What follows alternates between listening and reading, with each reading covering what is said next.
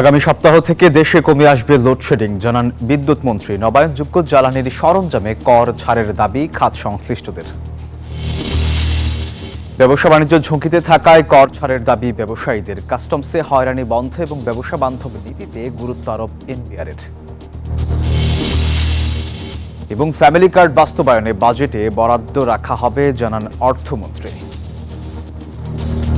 এটার যে উদ্দেশ্য, চিন্তা ভাবনা, দর্শন, এটা যাতে পরিপূর্ণভাবে পালিত হয়, যত বাজেট প্রয়োজন হবে অত বাজেট দেওয়া হবে। গ্রামে নারীর ক্ষমতায়ন নিশ্চিত করতে চায় সরকার। দর্শক আমন্ত্রণ, ব্যবসা বাণিজ্য আর অর্থনীতির সবশেষ খবর নিয়ে নিউজ 24 নিয়মিত আয়োজন পূবালী ব্যাংক পিএলসি বিজনেস টাইমে। আপনাদের সাথে আছি আমি সোহাগ বক্স। দেখছিলেন শিরোনামগুলো, এবার বিস্তারিত। আগামী সপ্তাহ থেকে দেশে বিদ্যুৎ পরিস্থিতির উন্নতি হবে, কমে আসবে লোডশেডিং। সোমবার সিপিডি আয়োজিত সেমিনারে এই কথাই জানান বিদ্যুৎ ও জ্বালানি মন্ত্রী ইকবাল হাসান মাহমুদ টুকু। তিনি আরও বলেন, জ্বালানি সংকটের স্থায়ী সমাধানে সৌর বিদ্যুতের বিকল্প দেখছে না সরকার। তাই এই খাতে বিনিয়োগের জন্য বেসরকারি উদ্যোক্তাদের জমি দিয়ে সহায়তা করার পরিকল্পনা করছে সরকার। এ সময় ব্যাটারি সহ নবায়নযোগ্য জ্বালানির সরঞ্জামে কর ছাড়ের দাবি জানান খাত সংশ্লিষ্টরা। মধ্যপ্রাচ্য যুদ্ধের প্রভাবে দেশের জ্বালানি সংকট আরো তীব্র হয়েছে। তাই জীবাশ্ম জ্বালানি নির্ভরতা কমিয়ে নবায়নযোগ্য জ্বালানির আলোচনা জোরালো হচ্ছে সব মহলে। বেসরকারি সংস্থা সিপিডি বলছে 2030 সাল নাগাদ 10,000 মেগাওয়াট নবায়নযোগ্য বিদ্যুৎ উৎপাদনের লক্ষ্য আছে সরকারের। কিন্তু ভূমি অধিগ্রহণ, ডলার সংকট ও আমলাতান্ত্রিক জটিলতা সেই পথে বড় বাধা হয়ে দাঁড়িয়ে আছে।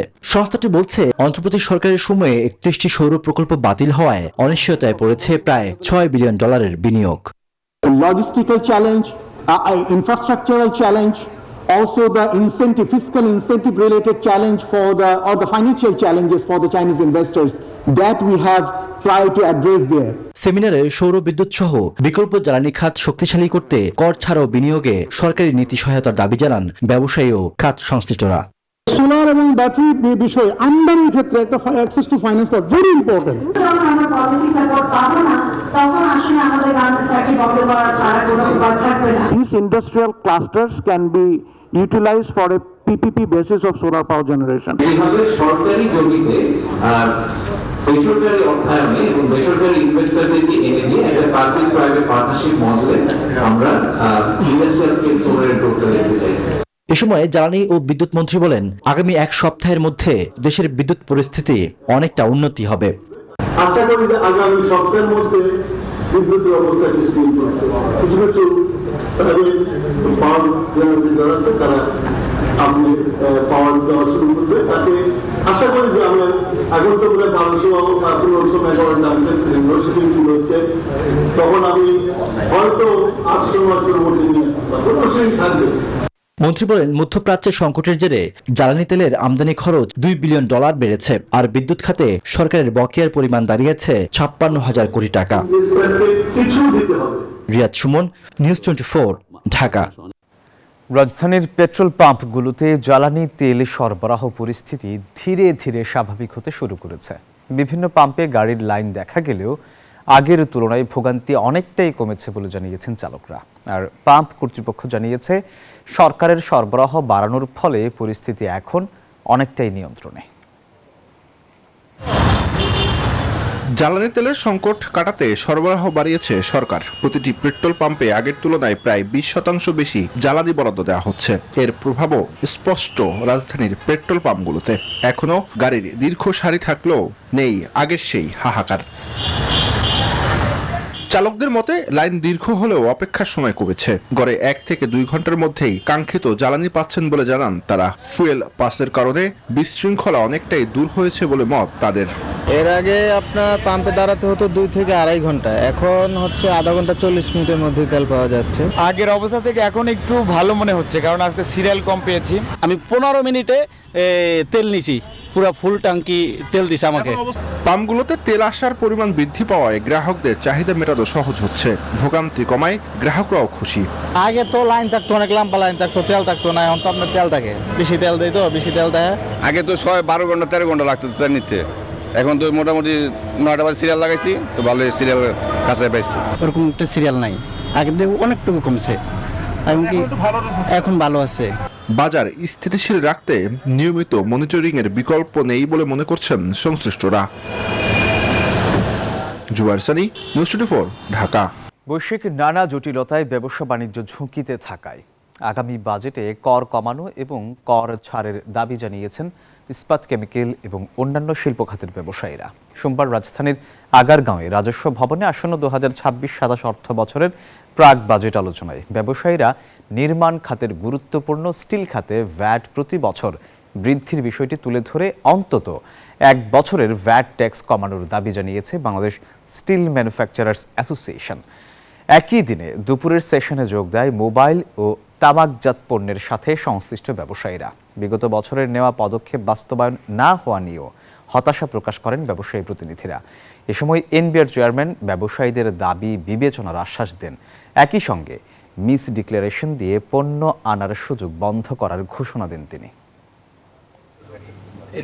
অগ্রিম কর সমন্বয় না হয়ে প্রতি বছরের অগ্রিম কর যোগ হয়ে অগ্রিম করের পরিমাণ ক্রমবর্ধমান হারে বৃদ্ধি পায়। 38% ভলিউম দিয়ে লো, 28% রেভিনিউ কন্ট্রিবিউট করছে। স্যার, এখানে থেকেই তো সরকারের সবচেয়ে বড় রেভিনিউ লসটা হয়ে গেছে।